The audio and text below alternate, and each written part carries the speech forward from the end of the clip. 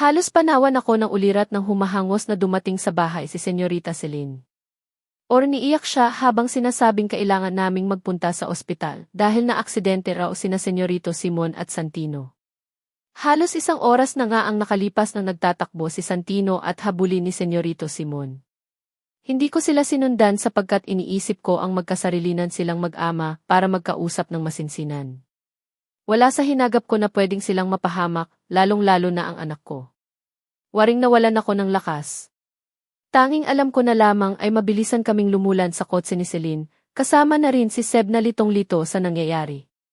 Basta na lamang umagos ang luha ko na parang hindi na maampat sa sobrang pag-aalala. Naornid na ang dila ko dahil wala na akong maisatinig na kahit anong letra. Panay ang dalangin ko sa aking isipan na, nawa'y walang nangyaring masama sa mag-ama. Dosi, kami ang pamilya ng mag-amang na aksidente. Kamusta sila? Dilte agad na tanong ni Celine sa nakitang doktor sa loob ng ospital na aming pinasukan. Nanlalamig ako at balisang-balisa. Parang hindi ako makahinga sa sobrang pag-aalala. Hindi ko marinig ang sagot ng doktor sa tanong ni Celine. Basta na lamang akong hinila ni Seb para sumunod sa nagmamadaling si Celine. Huminto kami sa isang silid at nang burnukas ang pinto at makita ko si Santino na nakahiga sa isang puting higaan ay lalong bumuhos ang luha ko. Halos tinalon ko lamang ang pagitan naming mag-ina at saka ko siya mahigpit na niyakap. Santino, anak, anong pakiramdam mo? Ituro mo saan ang masakit, sunod-sunod kong tanong sa kanya habang sinusuri ko ang kanyang katawan. Maliban naman sa gasgas sa braso ay wala naman akong nakitang seryosong pasa o sugat sa kanyang katawan. Umiling si Santino at nangingilid ang luha. Sorry po ma kung pinag-aalala po kita. Naluluhan niyang wika. Papa, bakit po may balot ang isa mong braso? Ang tanong ni Sebi ang nakapagpaglingon sa akin sa kabilang higaan kung saan nakahiga naman si Senyorito Simon. Wala ito anak, gasgas lang. Tumatawang sagot niya kay Seb na lumapit na sa kanya para suriin. Kuya, what happened ba? Paano ba kayo na aksidente nitong si Santino? Alalang-alala kami sa inyo. Akala ko nga hihimatayin na si Ate Karen sa sobrang putla niya kanina. Dilte tanong naman ni Celine na lumapit kay Santino at sa kanyakap din ang anak kong panganay. Santino, you sure you're okay? Please don't hesitate to tell kung may masakit sa'yo. Senserong saad ni Celine sa pamangkin.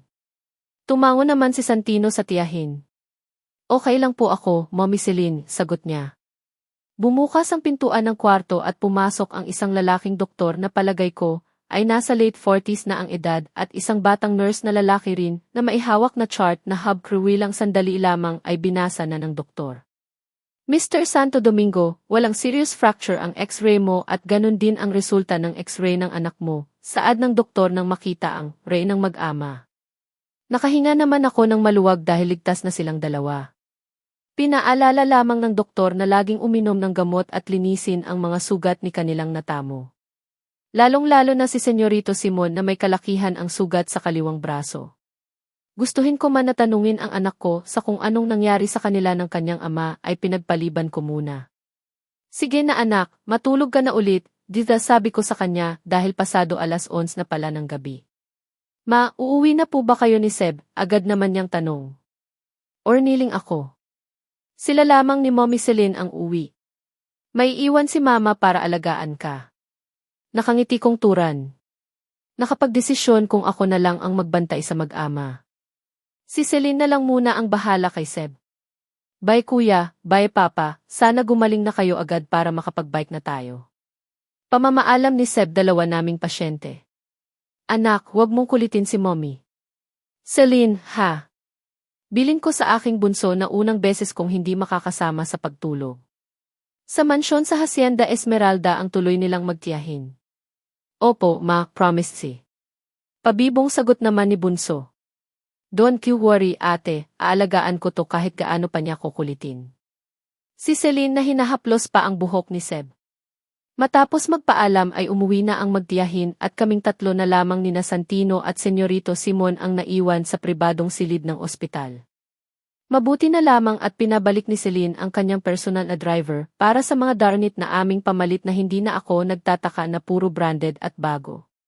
Pinunasan at pinalitan ko ng pantog si Santino, habang tulog naman sa kabilang kama si Senyorito Simon. Anak, kapag may masakit sa'yo agad mong sasabihin kay mama. Paalala ko sa kanya habang pinapalitan ko siya ng mas makapal na damit dahil malamig ang aircon ng kwarto. Wala naman po akong masakit maitong gasgas, baliwala po ito sa sugat ni Papa. Tila nahihiya pa si Santino na tawaging Papa ang sinulyapan sa kabilang kama. Iniligtas po ko ni Papa, mahinahabol niya po ako kaya mas lalo po akong tumakbo ng mabilis. Nang makarating po ako sa kalsada, hindi po napansin na may mabilis na single na motor. Napahinto na lamang po ako sa gitna ng kalsada dahil po nasilaw na po ko sa ilaw ng motor. Ipinikit na po ang mga mata dahil akala po mababangga na ako. Kaso po may yumakap po ng mahigpit sa akin at sabay po kaming natumba sa kalsada. Pagmulat ko po ng mata, si Papa po ang nakayakap sa akin. Iniikot pa po niya ang katawan niya para po ako ang nasa ibabaw at hindi po ako masaktan. Maluha-luha na lahad ni Santino habang nakatingin pa sa papa niya sa kabilang kama. Hinaplos ang puso ko sa narinig na kwento ni Santino. Napatingin din ako sa kabilang higaan kung saan himbing ang tulog ni Senyorito Simon. Kaya anak, wag na huwag mo nang gagawin ulit ang ginawa mo kanina. Pangaral sa anak ko. Pangako po, hinding-hindi na po mama, sagot ng panganay ko na itinaas pa ang kanang kamay na parabang nanunumpa. Napangiti na lamang ako sa kanya at iginaya siya para matulog ng muli. Nang makatulog si Santino ay unti-unti akong bumangon sa pagkatabi sa kanya. Dahil baka mapahimbing ako ng tulog at hindi siya makainom antibiotic na oras para sa sugat niya. Bahagya pa akong nagulat nang makitang titig na titig pala sa amin si Senyorito Simon na hingko na malayan na nagising pala. Gising ka na pala Senyorito, nagugutom ka ba? Agad kong tanong at saka siya nilapitan. Umiti si Senyorito at saka urniling. Nagising ako kasi baka panaginip lang na nandito kayo ni Santino kasama, wika niya na tumingin pa sa anak na himbing na din ang tulog. Senyorito, salamat nga pala sa pagligtas kay Santino. Nagkwento na siya sa akin kanina kung anong nangyari. Pasasalamat sa kanya. Diretsong tumingin sa mga mata ko si Senyorito. Ako ang dapat magpasalamat sa iyo Karen. Salamat dahil binigyan mo ako ng mga anak. Salamat sa pagpapalaki sa kanila ng maayos kahit wala ako sa tabi niyo, kahit wala ang suporta. Salamat dahil kahit napakasama kong tao, hindi mo nagawang siraan ang pagkatao ko sa mga anak natin. Salamat ka rin at alam kong hindi sapat kahit isakripisyo ko pa ang sarili kong buhay para sa kaligtasan ni Santino o kahit paninyo ni Seb para mapatawad ang nagawa kong kasalanan. Madamdaming linya ni Senyorito. Alam mo kanina nang makita kong mababangga ng motor si Santino, naisip ko kung gaano talaga ko walang kwentang ama. Nag-flashback sa isipan ko noong panahong wala kang malay at kinuha siya sa loob ng matris mo. Noon muntik na siyang nawala dahil sa kagaguhan ko, tapos ngayon muntik na naman siyang mapahamak dahil na naman sa kagagawan. Alam mo ang pakiramdam na sising-sisi ako dahil mas nakinig ako sa ibang tao at hindi sa kung ano ang nasa puso ko. Patuloy na saad ni Senyorito. Kung sana na hindi ako naging makasarili, kung sana na mas pinakinggan kita kaysa sa hinusgahan base lamang sa kwento ng iba. I'm the worst husband, the worst father kaya kahit mamatay pa ako, hinding-hindi ako nagsisisi na namatay ako para sa kaligtasan ng anak ko, ng anak kong itinatwa ko. Ewan, pero kusang tumulo ang luha ko sa pakikinig sa mga sinasabi ni Senyorito. Ramdam ko ang bigat sa kanyang bawat salita. Nagpilit bornangon si Senyorito Simon mula sa pagkakahiga, kaya naman kusang gumalaw ang katawan ko para lumapit at alalayan siya. Karen, alam kong walang kapatawaran ang ginawa ko sa inyo ng mga anak. Pero handa akong maghintay. Maghihintay ako sa araw na mapapatawad mo ako. Pagsusumamo ang nabasa ko sa mga mata ni Senyorito Simon. Nabigla pa ako nang hawakan ng kanyang kanang kamay ang aking ding kanang kamay at dalhin sa kanyang labi at masuyong hinagkan. Sorry for ruining our family. Promise ibabawi ako sa inyo ng mga anak natin, dita muli niyang sambit sa nangungusap na mga mata. Hindi ako nakakibo. Pakiramdam ko nagkabuhol-buhol ang paghinga ko at bornilis ang ritmo ng puso ko. Hinigit ko ang aking kamay mula sa kanyang pagkakahawak at saka umiwas ng tingin. Magsasalita pa sana ni Senyorito Simon nang may kumatok sa pintuan at pumasok ang isang nurse na chinek ang lagay nila si Santino. Nagising din si Santino kaya naman nakahinga ako ng maluwang dahil nakaiwas ako sa kanyang ama. Habang nakahiga ako sa tabi ulit ni Santino ay may gumugulo sa utak ko. Anong pinagsasabi ni Senyorito? May pahalik-halik sa kamay? Hindi pa ba sila kasal ni Senyorita Daphne? Matapos ang 3 araw na pananatili sa ospital ay pinauwi na sina Senyorito Simon at Santino. Pareho naman na natuyo na ang kanilang mga natamong sugat, lalo na ang kay Santino na kung tutuusin ay maliit lamang na gasgas ang tinamo at napakalayo sa kanyang bituka. Kakasuhan sana ang driver ng motor na nakabangga sa kanila, ngunit nakiusap ako kay Senyorito Simon na huwag ng kasuhan dahil kung tutuusin ay wala naman talagang kasalanan ang lalaking driver na nasa 40 na siguro ang edad. Humingi naman kasi ng pasensya sa nangyari at nakita kong may mga gasgas din sa kanyang katawan dulot ng aksidente. Pasalamat na lamang kami na pare-pareho silang igtas at pawang mababaw na sugat lamang ang mga natamo. Ayausan ang pumayag ni Senyorito Simon ngunit kalaunan ay nakinig na rin sa akin. Thank you, Ate Karen sa pagpayag mo na dito na muna tumuloy sina Seb at Santino. Malapad ang ngiti ni Celine sa pasasalamat dahil nakiusap siya na kung pwede ay sa kanila muna. Ang 2 kong anak na hindi ko naman natanggihan dahil gusto ko rin namang mapalapit ang loob ng mga anak ko sa kanilang tiyahin, lalong-lalo na sa kanilang ama. Siyempre, kinausap ko muna ang 2 kong anak kung payag ba sila. Walang problema kay Seb habang si Santino naman ay nagdalawang isip dahil ako lang ang mag-isa sa bahay namin. Wala yon, Celine. Alam ko namang mahal na mahal mo sila kaya panatag ako. Sagot ko naman. Lumamlam ang mukha ni Celine matapos marinig ang sagot ko. You know what, At? Hindi mo alam kung gaano ako nagsisi sa pagiging makasarili ko dati, 11 wika niya sa malungkot na tinig. Napatunayan kong kapag gumawa ka talaga ng masama, lalo na sa iyong kapwa, babalik ang karma sa iyo ng doble. I almost killed myself because of depression pero nang marinig ko mismo sa bibig ni Kuya kung paano ang naging trato niya sa inyong 2 ni Santino. Lalo akong na-guilty sa ginawa kong kasalanan. Naisip ko na magpakamatay dahil ang laki ng kasalanan ko sa inyo ng pamangkin ko. Hiyang-hiya ako pero mas. Namuo ang luha sa sulok ng mga mata ni Celine habang nagsasalita. Napakasama kong tao, paano kong nagawa ang naging kasalanan ko sa'yo? Tapos nagpapakamatay ako dahil lamang niloko ng walang kwenta kung aging ex-boyfriend samantalang ikaw, mag-isang nakibaka sa buhay, mag-isang binuhay sina Santino at Seb. Samantalang ikaw na walang ginawang masama, hinusgahan, pinaratangan at sinaktan. Patuloy ang punas ni Celine walang tigil na pagpatak ng luha sa mga mata. Kaya lalo akong na-guilty, Ate Karen. Kasi lahat ng paghihirap at pagtitiis mo at ng mga pamangkin ko ay dahil iyon sa akin. Dahil sa kagagawan ko. Pero sa kabila ng pag-amin ko sa'yo ng kasalanan ko. Bakit ang bait mo pa rin? Alam mo na hindi naman ako karapat-dapat pero you gave me another chance. Wala akong madamang galit para kay Celine. Awa ang nararamdaman ko sa kanya. Bakit? Mag-isa niya lang din kasing nilabanan ang sarili niya. Nasadlak man ako sa kalungkutan ay may 2 naman akong anak na laging pinapaalala na kaya kong lahat kahit anong pagsubok. Nakakagalit naman talaga ang ginawa mo. Sa akin. Kung alam mo lang na ilang beses na sumakit ang ulo ko sa kakaisip kong bakit nagising na lamang ako bigla sa kama ng isang lalaki at amo ko pa. Masakit pakinggan ang mga ibinabatong bintang sa akin kasi wala naman talaga akong alam. Mahirap pa ng mga panahon na iyon, wala ang nanay ko. Wala akong kakampi kundi ang sarili ko at si Senyora Loretta. Kaya wala akong pagsidla ng saya nang dumating si Santino sa buhay ko. Siya ang nagbigay ng liwanag sa buhay ko ng mga panahong madilim at hindi ko alam kung saan ako dapat kumapit. Lahad ko. Pero kung kaligayahan ng mga anak ko ang nakasalalay, bakit hindi kita bibigyan ng tsansa? Alam kong mahal mo si Santino at ganun din si Seb. Kaya sino ba naman ako para tutulan pa yon? Lahat ay may pangalawang pagkakataon. Patuloy kong lahad.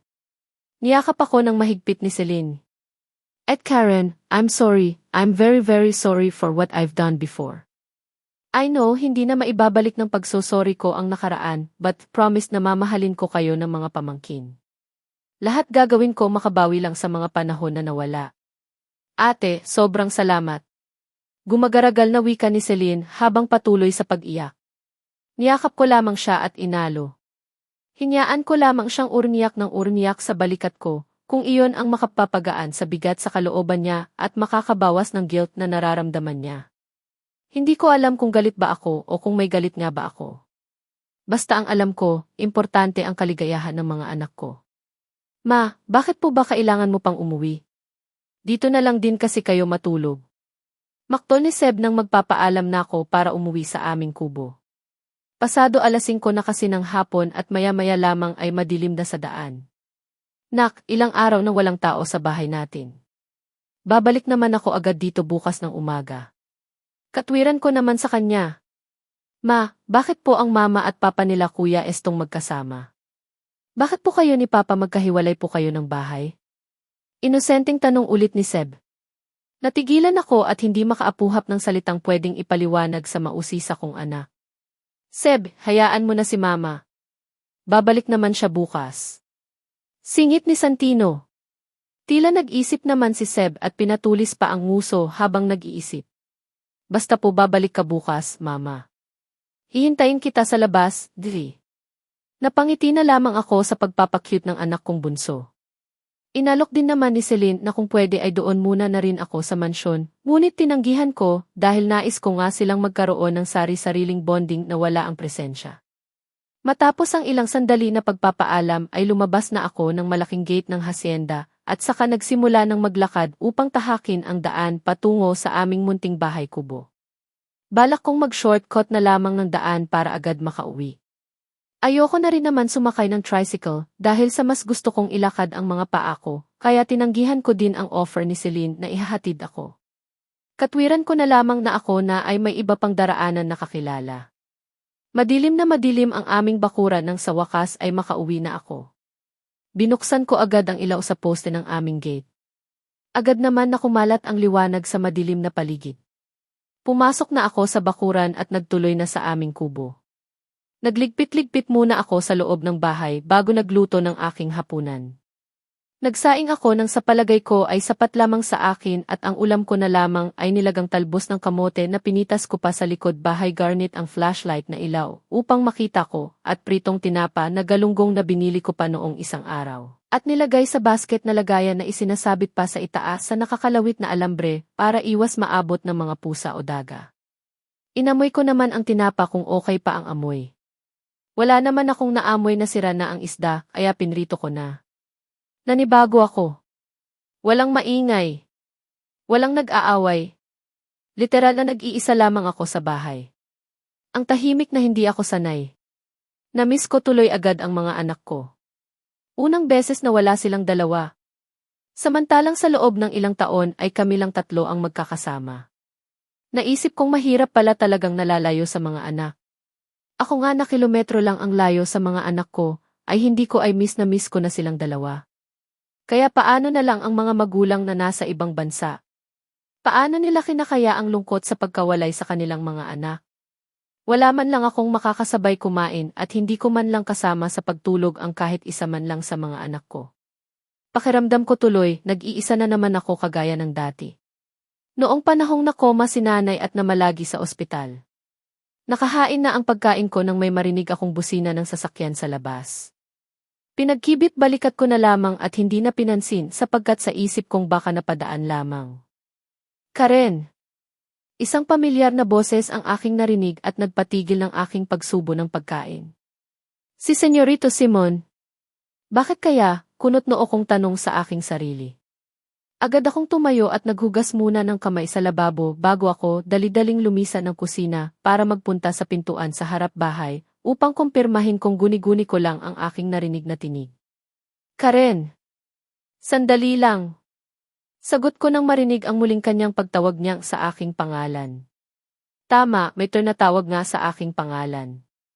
Binuksan ko ang pinto na gawa lamang sa manipis na plywood at burnungad ang gwapo, ngunit halatang pagod na mukha ni Senyorito Simon. Senyorito, pasok ka. Makulit ba ang mga bata?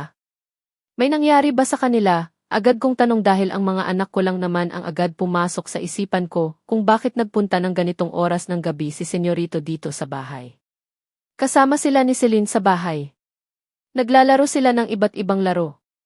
Ang saya nila na panoorin at hindi mo mahahalata na ngayon lang sila nagsama-sama. Lalo na si Celine na tuwang-tuwa sa mga pamangkin. Malayong malayo na sa kapatid ko na muntik nang magpakamatay dahil lugmok sa kalungkutan dati. Sagot naman niya habang matamang nakatingin sa akin. Malungkot ako nang malaman ang nangyari kay Senyorita Celine.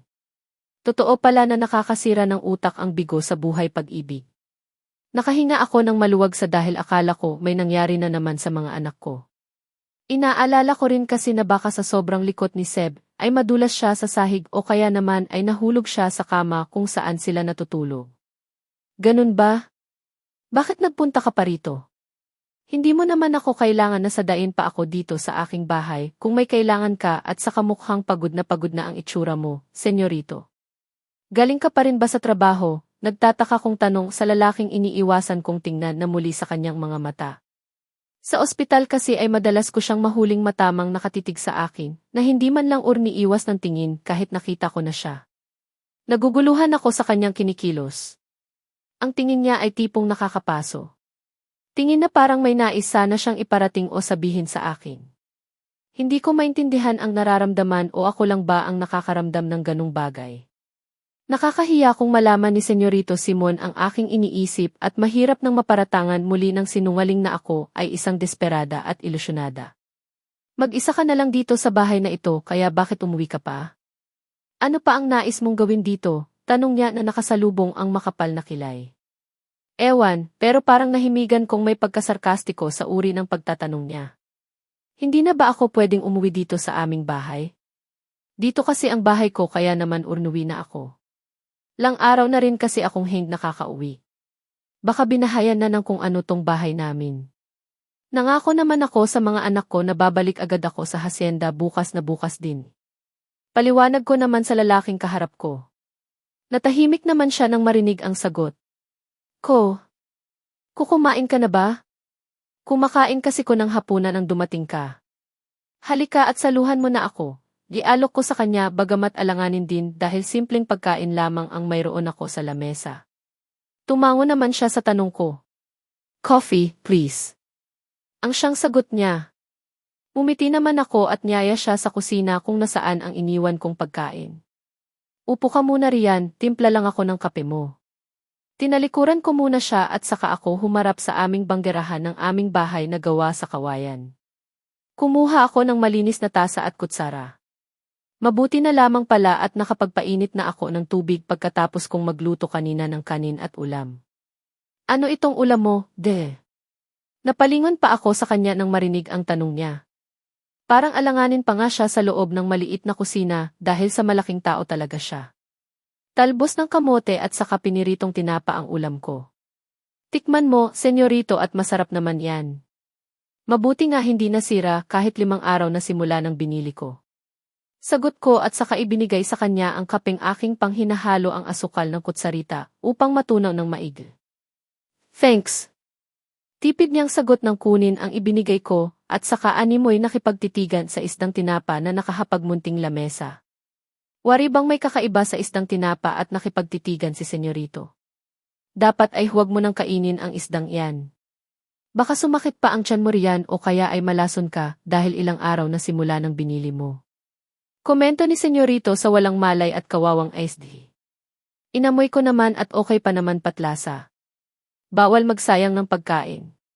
Hindi ba at ganun ka rin naman? Galit ka pa nga nang makita mong may isang pirasong biskit na kinalat si Santino. Huli na para bawiin ang mga sinabi ko.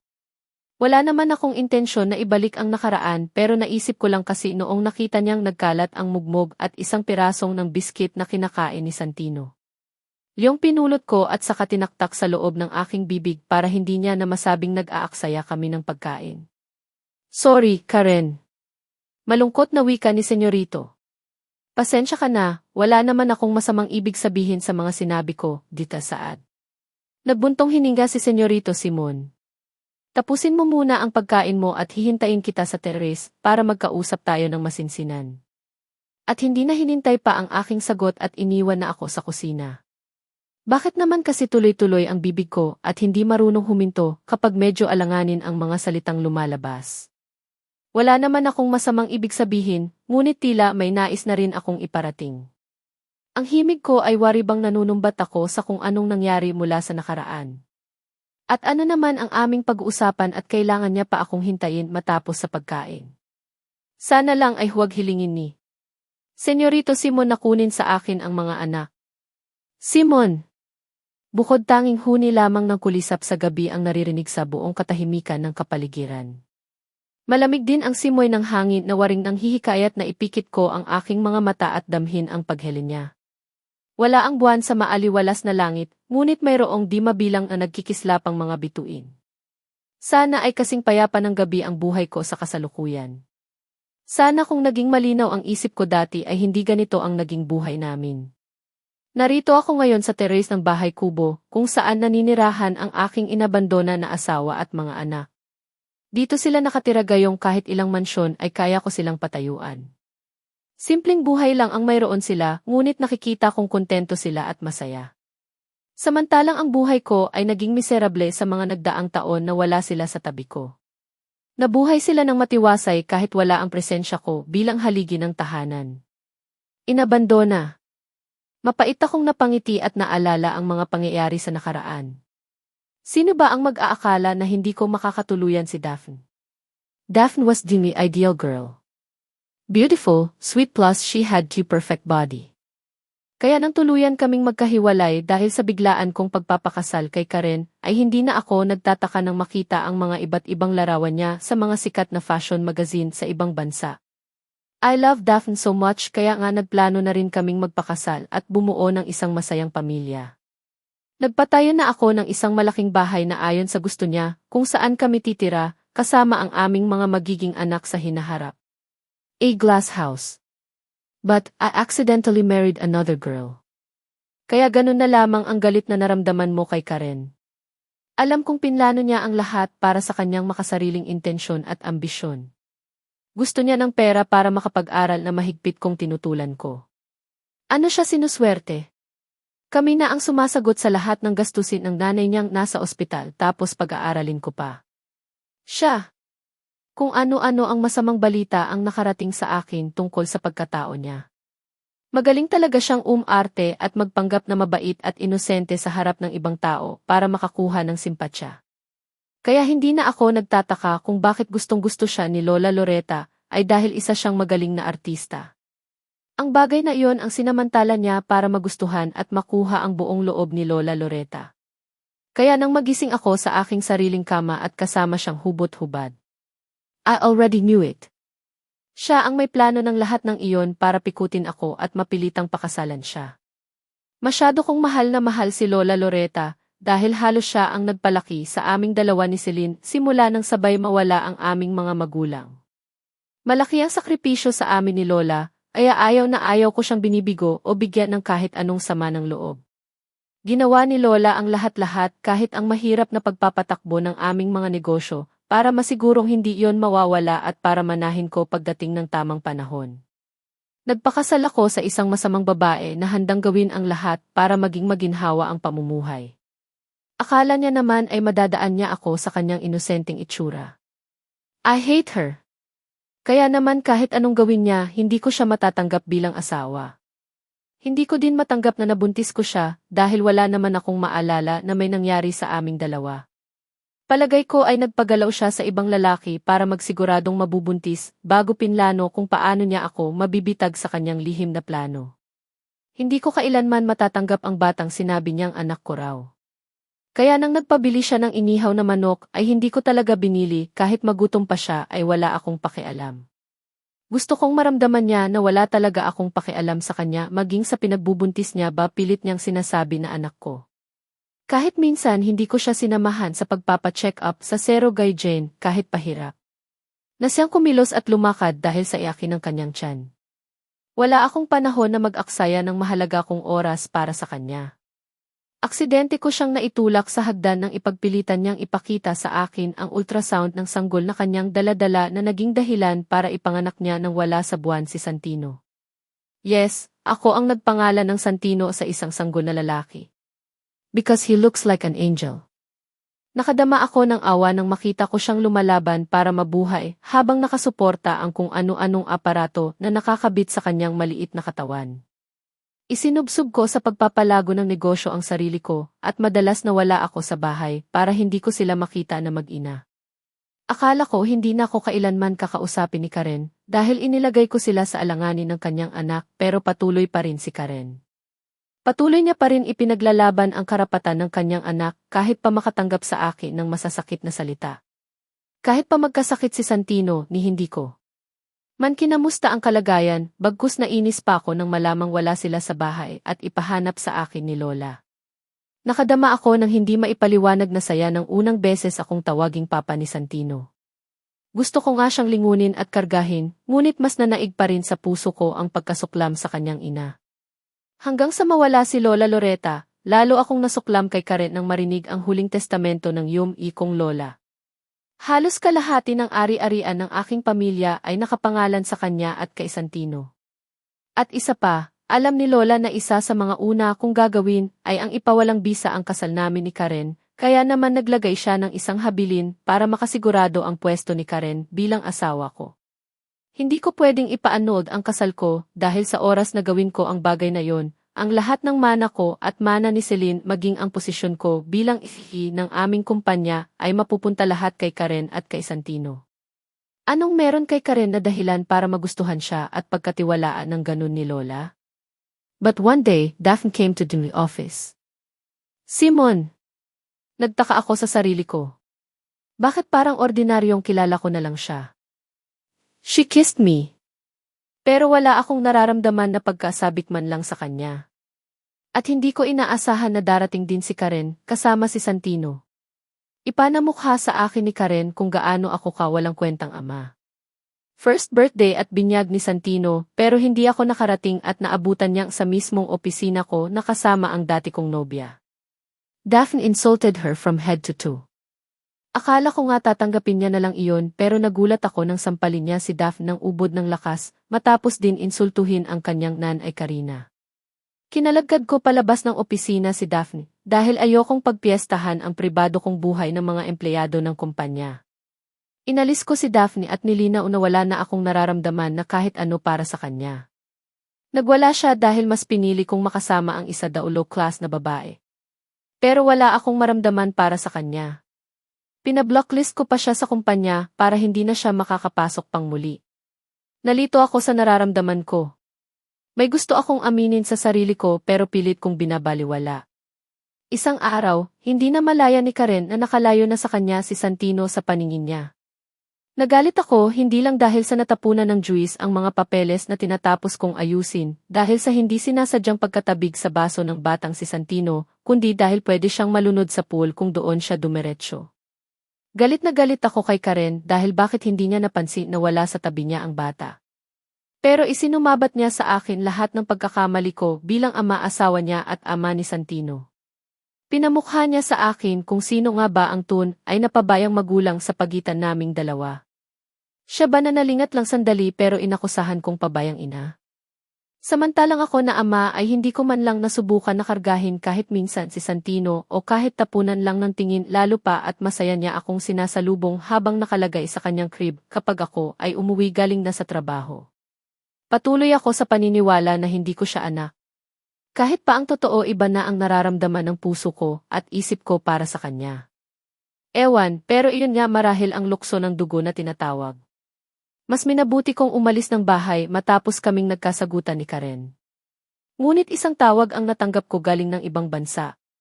Kinabukasan ay agad akong lumipad papuntang Amerika dahil may nangyaring hindi maganda sa bunso at nag-iisa kong kapatid na si Celine. Walang katao-tao sa mansyon nang umuwi ako para kumuha ng mga personal na gamit. Wala na rin akong oras para hanapin pa kung nasaan pa sina Karen at Santino. Depression ang nangyari kay Celine. Niloko ng kanyang boyfriend ng panahon na iyon. Awang-awa ako sa kalagayan ng kapatid ko habang patuloy lamang sa pag-iyak ng pag-iyak. Gustong-gusto kong patayin ang gagong ex-boyfriend ni Celine dahil sa ginawa nito. Pero nabigla ako nang malaman kung sino ang babaeng ipinalit niya sa kapatid ko. It's Daphne. Daphne. Ginantihan ako ni Daphne sa pamamagitan ni Celine. Galit na galit ako. Gusto kong pumatay ng panahong iyon. Pero nang sabihin sa akin ni Celine ang isang sikreto na kanyang ginawa kasama ang kanyang dating nobyo ay hindi ako makapaniwala. Hindi ko alam kung ano ang dapat kong maramdaman sa pinagtapat niya. Galit ang naramdaman ko. Pakiramdam ko ay tinraidor ako ng aking sariling kapatid. Si Celine lang naman at ang kanyang ex-boyfriend ang may kagagawan kung bakit ikinasal kami ng biglaan ni Karen. Ang sarili kong kapatid ang siyang nagbayad sa mga tao na nagsasabi sa akin ng mga kasinungalingan para siraan ang pagkatao ni Karen. At nakakagago ang kanyang makasariling dahilan. Hindi ako makapaniwala na kaya niyang gawin ang mga bagay na wala sa hinagap kong kaya niyang gawin. Dahil lang sa gusto niyang magalit si Daphne sa akin para umuwi ng Amerika, kung nasaan ang pamilya nito at nang sa ganun din daw ay payagan ko siyang sumunod dito sa ibang bansa. At nagawa niyang lahat ng mga yon dahil naninirahan na rin ang walang hiya ex-boyfriend sa Amerika. Kaya naman pareho silang nag-isip ng paraan para makasunod siya agad dahil malaki ang pagtutol namin ni Lola Loretta na magpunta manirahan siya abroad. Damn! Halos liparin ko ang Pilipinas para makabalik sa mag-ina ko. Pero huli na ang lahat. Karen and Santino left me. Pinuntahan ko ang ospital kung saan naka-confine ang kanyang nanay Karina pero napag-alaman kung yumao na rin pala ang kaawa-awang bayanan ko. Gusto ko san ang magtanong sa kasambahay na kasama namin pero hindi ko naman din alam kung saan siya nakatira at kahit pangalan ay hindi ko man lang nalaman. Actually, Clement personally went to Dinbay office inside Dinbay company to hand me some papers. Nagtataka man sa kanyang biglaan na pagbisita ay walang buhay ko pa rin na inabot at binasa ang mga papel na kanyang dala. Malinaw kong nakita na pirmado ni Karen ang dalawang magkaibang dokumentong hinatid ng aming family lawyer.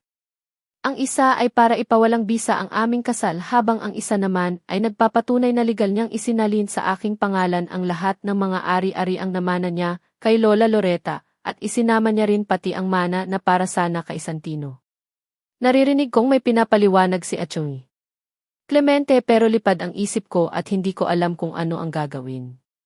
Sa tuwing uwi ako ng bahay, ang nakakabinging katahimikan lagi ang sumasalubong sa akin. Naroon pa rin sa sulok ng bahay ang crib, ngunit wala na ang batang, aging turna tayo mula sa pagkakaupo o pagkakahiga para salubungin ako ng ngiti at saka tatawagin akong papa. Malinis ang kusina na dati ay mailaging nakahandang pagkain para sa akin. Pumasok ako sa silid kung saan sila natutulog na mag-ina. Naroon lahat ng mga laruan ni Santino. Punong-puno pa rin ang laman ang mga ang built-in cabinet. Dahil naroon pa rin ang kanilang mga damit. Marahil ay ang mga lumang damit lamang ni Karen ang kanyang binitbit sa pag-alis. May maliit na clip fan na nakalagay sa gilid ng kama. Ayaw sigurong gumagamit ng aircon ni Karen para makatipid sa kuryente. Umupo ako sa kama ngunit hindi ko napansin na may naupuan akong isang bagay. Isang motorbike na laruan. Napangiti ako dahil iyon ang laruan na madalas kong makitang hawak ni Santino kapag hindi ko sinasadyang tiingnan siya. Naghahanap ako kung may naiwan ba silang larawan man lang. Hinalughog ang lahat ng mga lagayan na naroroon. Hanggang sa mahalungkat ko sa drawer ang isang smartphone. Walang kahit anong nakasave sa cellphone. Wala man lang kahit isang picture ng mag-ina ko. Simon! Umuwi ako ng Hacienda Santo Domingo sa pag-asang doon sila tumira sa kanilang sariling bahay na malapit sa hacienda. Pero iba na ang nagmamay-ari ng bahay at lupa kung saan sila dati nakatira dahil ibinenta na raw ni Karen sa kanila ang bahay at lupa. Nagtanong-tanong ako kung may nakakita o nakakaalaman lang sa kung nasaan sila ni Santino pero bigo ako. Wala man lang makapagseble ng kinaroroonan ng mag-ina. Hanggang sa kailangan ko na naman na bumalik ng Amerika dahil nagtangkang magpakamatay si Celine. She overdosed herself while taking sleeping pills. Kahit galit ako sa ginawa niya, kapatid ko pa rin siya. Nag-iisang kapatid at kapamilya. Inalagaan ko si Celine hanggang sa gurnaling. Walang araw na hindi ko naiisip kung kamusta na sina Karen at Santino. Kung ayos lang ba ang kalagayan nila. Kung ano na ang itsura ng anak. I even hired private investigator to locate her and our son, pero mahirap talagang hanapin ang mga taong ayaw nang magpahanap at ayaw magpakira. Inisip kong baka nang ibang bansa silang mag-ina. Walang kamag-anak sa side ng kanyang nanay si Karen, kaya pinahanap ko rin ang kanyang tatay. Pero bigo pa rin ako. Ngunit hindi pa rin ako sumuko para hanapin ang aking mag-ina. Alam kong mahahanap ko rin silang dalawa at muli kaming mabubuo bilang isang pamilya. Taon-taon, ako lang mag-isa ang nagsiselebrate ng lahat ng mga dumarating na okasyon sa buhay. Isa sa mga pinaghahandaan ko ay ang birthday Santino na kung saan una niyang ipinagdiwang na wala ako. Nasa huli talaga ang pagsisisi. 0-0, siguro minahal ko si Daphne pero realized na nagustuhan ko lang siya dahil sa nakikita kong kagandahan na panlabas. Hindi niya ako nagawang ipaglaban at madaling sinukuan noong panahong kailangan ko siya. Ngayon ko lang naisip na napakalayo niya sa ugali na meron si Karen. Si Karen na matiisin at walang gusto kundi ang tanggapin at mahalin ko ang anak namin. Kahit alam niyang ayoko sa kanya ay iniintindi niya pa rin ako. Kahit alam niyang ayoko sa kanya ay ipinaghahain niya pa rin ako ng masarap na pagkain na siya mismo ang nagluto. Nagtitimpla ng kape, juice, at laging nagtatanong kung ano ang gusto kong ulam sa umaga, tanghali, hapunan at kung mayroon pa ba akong kailangan. Madalas pa niya akong hatiran ng pagkain sa office, kahit umulan man o ornaraw, at kahit pa madalas ay sungitan ko siya at hindi man lang nakapagpasalamat kahit kailan. Kahit alam niyang ayoko sa kanilang mag-ina. Pilit niya pa rin pinagpipilitan si Santino, pilit siyang lumalaban para sa kapakanan ng anak. Binaliwala niya lamang ang hindi ko magandang pagtrato sa kanya. Basta para sa anak niya. Lahat ng mga magandang katangian ni Karen ay wala si Daphne. Kaya siguro nawala nang hindi ko namamalayan ang anumang nararamdaman ko para sa dating nobya. Dahil ang totoo, hindi naman ganun kalalim ang pag-ibig ko para sa kanya. Nabulagan lamang ako ng galit kaya hindi ko agad nakita kung gaano kabuti ang asawa kong si Karen. Then one day, may nakapagsabi sa akin na nakita niya raw si Karen sa kabilang bayan. Noong una, nag-alangan akong paniwalaan. Dahil ayon sa nakausap, nakita niya si Karen na mayroong 2 anak na lalaki. Nakadama ako ng panibugho. Huli na nga talaga ako. Maaaring nakatagpo na ng ibang lalaki na mamahalin si Karen, kaya nagkaroon ng panibagong anak. Kahit nanghihina ang aking loob ay nagdesisyon akong hanapin ko sila sa kabilang bayan, kung saan sila namataan ng isa sa mga tauhan ko sa Hacienda Santo Domingo. Natagpuan ko nga sila sa isang liblib na lugar. Isang payak na bahay kubo na gawa sa sawali ang kanilang tinitirhan. Maraming iba't ibang halaman sa paligid. May mga nakapasong halaman na siyang kanilang binibenta at pinagkukunan ng kabuhayan. May mga gulay na nakatanim paikot sa malawak na bakuran. Hindi ako makapaniwala nang makita ang lumabas sa bakuran, isang batang lalaki at may kasunod pa na isa rin na batang lalaki na mas bata kaysa sa nauna. Ang totoo, naluha ako sa pagkasabi. Dahil batid ko sa sarili na ako rin ang ama ng isa pang batang lalaki. Senyorito, bless. Nagbalik na sa kasalukuyan ang isip ko at napalingon ako kay Karen na nakaupo na pala sa upuang kahoy malapit sa lang sa kung saan ako nakaupo. Kanina pa kita tinatawag parang hindi mo ako naririnig. Disdawi kanya na tumingin pa sa kung saan ako nakatingin kanina. Akala ko tuloy na engkanto ka na dahil nakatulala ka riyan sa kawalan. Napangiti ako sa sinabi niya. Naengkanto nga talaga ako, disda sagot ko sa kanya habang nakangiti. Nabahala ang kanyang mukha sa sinagot. Ano ba ang nakita mo? Sorry, kasi hindi pa ako nakakita ng engkanto. Halos matawa ako nang paniwalaan niya ang sinabi ko. Palingon-lingon pa siya sa paligid na marahil hinahanap ang engkantong sinabi ko. Hindi ko masasabing engkanto nga ang nakita ko. Kasi para sa akin isa siyang Diyosa. Lalong nagkunot ang noo ni Karen sa muli kong sambit. Engkantong Diyosa? May ganun ba? Ngayon ko lang narinig yon. Natawa na ako pero agad din akong tumigil. Naengkanto ka na nga, senyorito. Muli niyang komento at sinalat-salat pa ang noo ko sa pag-aakala na baka nilalagnat na marahil ako. Hindi nga siya engkanto, Diyosa ang nakita. Diyosa ang dahilan kung bakit nakatulala ako. Lahad ko. Diyosa. Nasaan? Ituro mo kung saan banda nang makita ko rin naman ang itsura, saad naman niya at muling nagpalingalinga sa madilim na kapaligiran. Tinitigan ko siya habang siya ay naghahanap sa kawalan. Nasa harap ko lang ang Diyosa at kung gusto mo siyang makita, turningin ka lang sa salamin. Agad siyang napalingon nang marinig ang akin sagot. Nakipagtitigan ako sa kanya. Ngunit agad niyang binawi ang paningin. Akala ko pa naman totoong nakakita ka na ng Diyosa, sabi niya nang ibaling sa kadiliman ng gabi ang paningin. Dumaan ang katahimikan sa pagitan naming dalawa. Pareho kami na walang kibo. Marami akong nais sabihin pero hindi ko alam kung saan ako magsisimula. Senyorito, may sasabihin ka ba? Karen, balitang-balita sa buong hasyenda ang tungkol sayo at sa mga anak mo.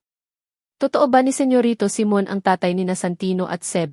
Usisa ng isa sa mga kababaihang kasama ko habang namimitas kami ng mga bunga kape na pagmamay-ari na ni Senyorito Simon. Narito kami sa taniman ng mga kape kung saan hindi ko mabilang ang mga puno na hitik sa bunga ang mga sanga na aming pinipitasan. Ngiti na lamang ang sinagot ko sa kanila. Ayoko nang magsalita ukol sa bagay na yon. Hindi ko gustong pag-usapan pa ang mga bagay na iniwan ko na sa nakaraan. Dahil maari nila akong tanungin sa kung ano ang nangyari at bakit or nabot sa hiwalayan ang relasyon namin ni Senyorito Simon. Kahit hindi maganda ang pagsasama namin ay hindi ko magagawang dumihan ang kanyang tinitingala na pagkatao dito sa Hacienda Esmeralda. Basta ang mahalaga ay masaya ang mga anak ko sa bagong yugto ng kanilang buhay. Sina Santino at Seb lamang ang dahilan kung bakit masaya ang buhay ko. Hindi na ako naghahangad pa ng anumang bagay na materyal. Sapat na ang mapagtapos ko ng pag-aaral ang mga anak ko at hindi sila nagugutom sa poder ko.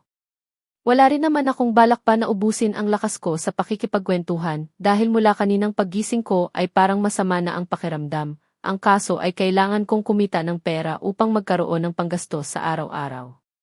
Ibig sabihin, asawa ka ni Senyorito Simon, namimilog pa ang mata ni Ate Clara nang magtanong. Hindi pa rin ako sumagot. Hala! Bakit ka pa nagtatrabaho dito sa bukid? Hayaan mo na lamang kami dito. Senyorita! Hinawakan at pinigilan pa ni Manang Ising ang mga kamay ko na abala sa pagpitas ng mga mapupulang bunga ng kapeng inaani namin. Napabuntong hininga muna ako bago sumagot. Matagal na po kaming hiwalay kaya hindi na po kami mag-asawa. Walang ganang pagpapaliwanag ko. Umugong ang bulungan ng aking mga kasamahan maging ang mga kalalakihan ay nakisali rin sa usapan. Ang kahit na sino naman ay siguradong magtataka kung anong ginagawa ko dito. Bakit nakikipagtrabaho ako gayong asawa ko naman pala ang nagmamay-ari ng buong Hacienda Esmeralda na siyang nagmamay-ari rin ng Hacienda Santo Domingo at tayong din ng kanilang family business. Ngunit yun talaga ang katotohanan at walang halong biro. Sa ngayon, unti-unti ko na rin na nakasanayan na hindi ko na solo ang atensyon ng mga anak ko. Maliban sa akin ay may iba ng mga taong masaya kapag kasama sila.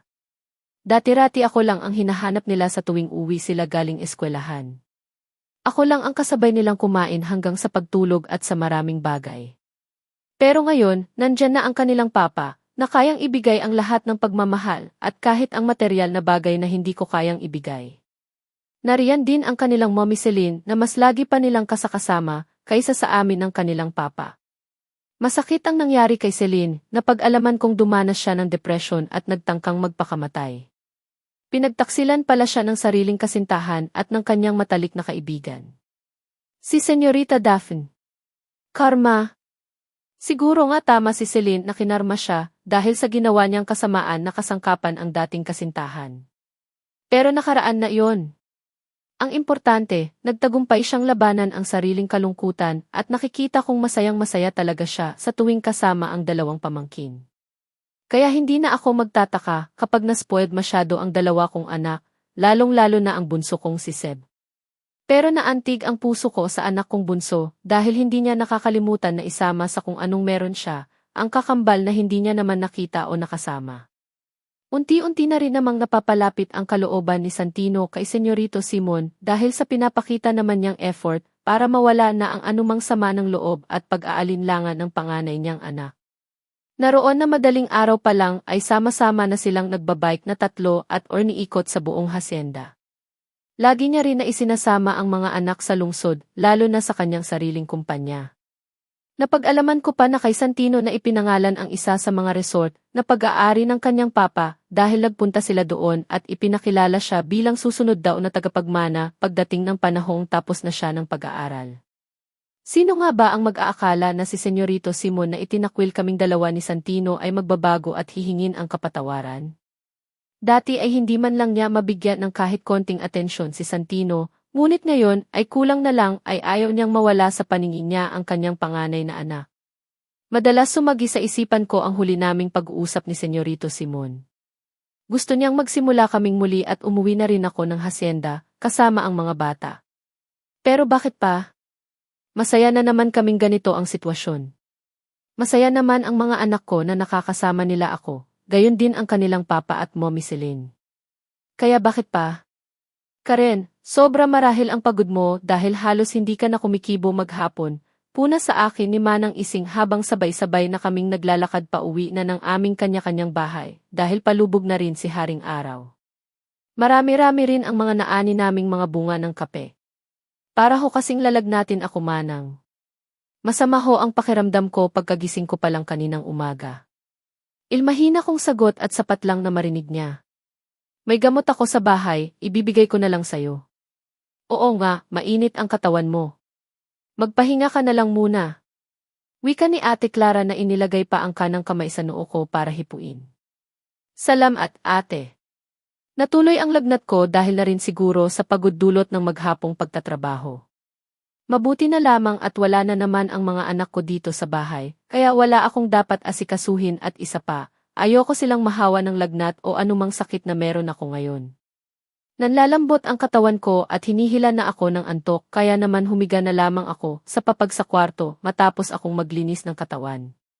Hindi ko na magawa na magluto ng sarili kong pagkain dahil hilong-hilo na ako at inaantok. Pakiramdam ko may dumadamping malamig na bagay sa aking mukha at buong katawan. Napapaigit pa ako sa tuwing mararamdaman ang malamig na paghaplos sa aking balat.